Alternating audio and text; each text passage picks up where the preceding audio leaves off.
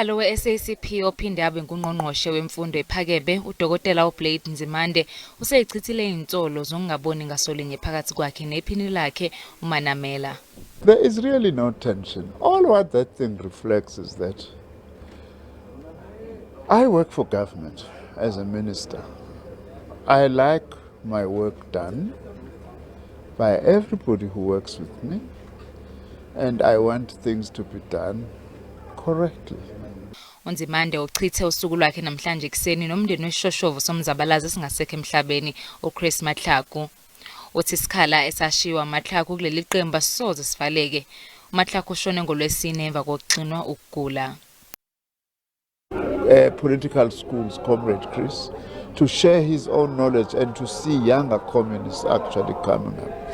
It's a big loss to our movement, it's a big loss to our country. We also lost a patriot.